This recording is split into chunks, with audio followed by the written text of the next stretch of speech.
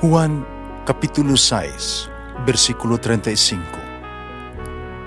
Si Jesus miingon kanila, "Ako mao ang pan nga naghatag sa kinabuhi. Ang muari kanako dili nagayod gutomon, ug ang mutuo kanako dili nagayod uhawon." Ang mga puno Pan sa kinabuhi. maglikon unta sa mong pagtuo ug gagaka kami sa pagtuman sa imong mahal nga kasuguan.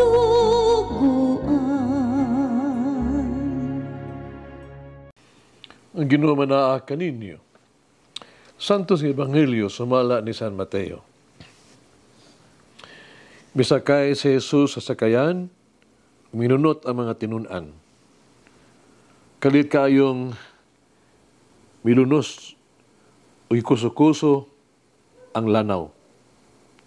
Gipadpad sa dakong balod ang sakayan, apan natulog si Jesus. Unya, gipukaw siya nila, nagsinggit, "Ginoo, luwasa kami. Mga matay nami."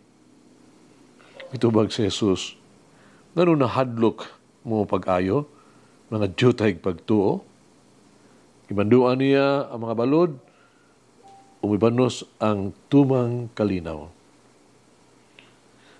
Ang mga tao natingala, mingon sila, "Usa siyang matanga sa pagkatao, nga bisan gani ang hangin ug balod, mabatuo niya."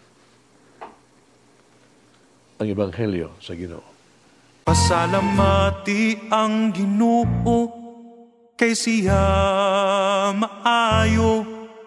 Ang iyang gugma mulungtad, hangtod sa kahangturan. Pasalamati ang Diyos sa tanang mga Diyos. Ang iyang gugma malungtaron, pasalamati ang Ginoo sa mga Ginoo. Ang iyang gugma malungtaron.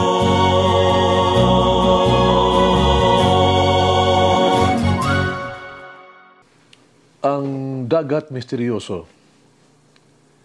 Ang gilad mo ni ini nagdagdaghang misteryo. Ang dagat usahay kalmado o malinawon, usahay kini mapintas o peligroso, makapahadlok ka nato. Apan ang dagat, kanunay siyang mabalik sa iyang kanhiay, kahilom o kalmado. Ang atong kinabuhi sama sa dagat.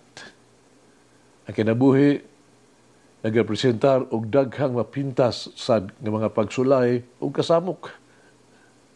Aduna termino bitang ingon the rough sailing. Ano pa kung lagway, sa usa ka gubot nga kinabuhi. Sa itong pagpanaw sa dagat sa kinabuhi, atong ipataas ang ato ang mga layag. Usay kita, gisulayan, usahay, mapakyas. Usahay, mugawas ta nga madaugon. Sama sa dagat, ang gugma sa Dios misteryoso. Ang matinuod, ang iyang gugma kay lapad sa kaayo sama sa dagat nga walay sukod. Ang Dios nahigugma kanato. Pulang pasultian, until the sea run dry. Siya nang utana nga nato karon. Anong nahadlok man kamo? O ikaw, kamong gamay pagtuo. Ikaduha mao ang bagyo. Bagyo usa ka puwersa sa kinaiyahan. Kini peligroso, o nagdalag kalaglagan, kamatayon, wala di ganahan ni ini. Walay makahupay nato ni ini. Bisan kinsang kinahanglan, andam gyud batok ni ini. Wala na alang kung sa unsang pagiha, gipakalma ni Jesus ang kusog nga unos. Yung gibadlong ang hangin, ang dagat, o dihay dakong mga kalinaw nga nahitabo. Kung si Jesus napakalma sa unos, Unsa pa kaha ang ato ang personal nga mga unos o kasamok, no? Sa unsang pagiha si Jesus dili makatubag sa tuang dili maihap ng mga panginahanglan o makaayo sa tuang daghang mga sakit. So sa pagiha nga si Jesus di makabuntog sa kamatayon o makakalikawas kanato gikan sa pagkaulipon sa sala. Si Jesus nangutana kanato karon. Ngano nahadlok mo kamo?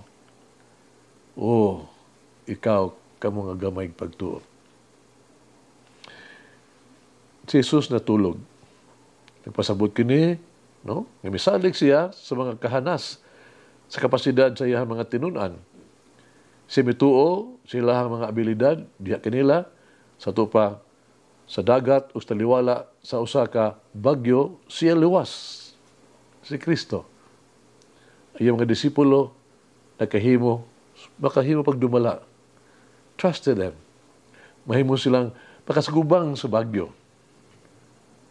Uban ni Jesus, dili sila angay mahadlok unta. Uban ni Jesus nga natulog, uban kanila kinahanglan silang mubati nga luwas. No? Taman si Jesus.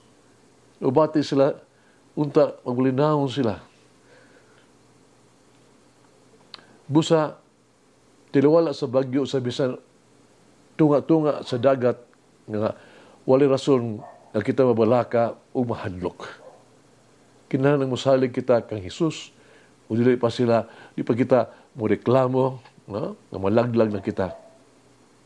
So wala pa kita mangutana o mo reklamo sa Dios, nahibalo na ang ato ang siya atong panginahanglan. Nasayo na ang Diyos kung unsa kadako ang ato ang papaningkamot o pagigwisog. Sayo na siya sa ato ang makahadlok. Siya nahibalo sa ato ang makabalaka o sa ato ang kawalay kasiguruan. Ang Diyos kanunay mabuhat o pamaagis pagluwas Diyod kanato. Siya mianhi kanato aron paghupay sa mga pangandoy sa ato ang mga kasing-kasing, sa pagpahilom sa ato ang mga pagduha-duha, pagsulbad sa itong mga lawang kayong problema o pag-ayo sa itong grabe nga makasakit. Sigurado nga pahilumon sa Diyos ang mga gubot nga unos sa itong kinabuhi. Dili kita mga matay. Dili kita mawala sa dagat sa kinabuhi. Nga naman, kinitungod kay ang Diyos anaa kanunay alang kanato. Siya nagauban kanato kanunay aron pagluwas kanato gikan sa mga sala ug pagluwas kanato gikan sa mga kasamok. Bisan unsang mahitabo, si Jesus magabilin gyud uban kanato. Tiniwala sa mga unos kinabuhi, si Jesus nagluwas kanato. Salig lang sa Dios kasi magbantay gyud kanato kanunay. Siguranon kini, so sa klase sa catechesis, ang mga estudyante sa high school, nagisugo sila hang religion teacher ba, na sa pagsulat sa pulong Christian.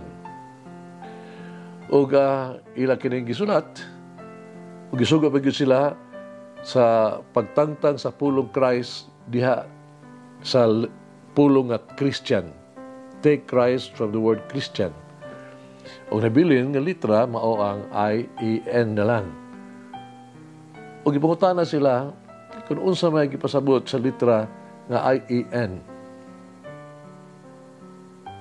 O ibaw ka, ako lang gipasabot. Ja? Kini ang timailhan ni ini.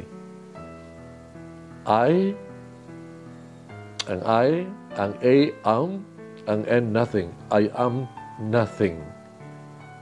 Sa ito pa, pasabot kini, without Christ, you cannot do anything. Wa tayo mahimo kunwa si Kristo. Hagit kinabuhi. Pahiskot og usa ka problema sa panahon sa imong kinabuhi. Sa dihang imong gibati ang pagtabang o pag-ayo sa Ginoo kanimo. Mag-ampaw kita. Nagugmang amahan, magbuhat sa langit sa yuta. Sa kong yutanong panaw, ako nagtawag kanimo. Kanimo salig ako. Kanimo gibutan ko ang ako ang kinabuhi. So diha nga mga unos ni ining kinabuhi mo abot pag hulga paggapos kanako. Sa diha nga mga balod sa pagsulay o kalisdanan, muhulga sa paglumos kanako. Umari kanako sa pagluwas. Umari ka, pagdala o kalinaw sa akong kinabuhi. Pakalmaha ang akong espiritu o papahulaya ako diha kanimo. Kanunay. Sa diha nga ako nalisang ug mahadlok pagpadayon. Sa diha nga ako mawan-an sa kadasig o magulanon. Sa diha nga ako muhunong na.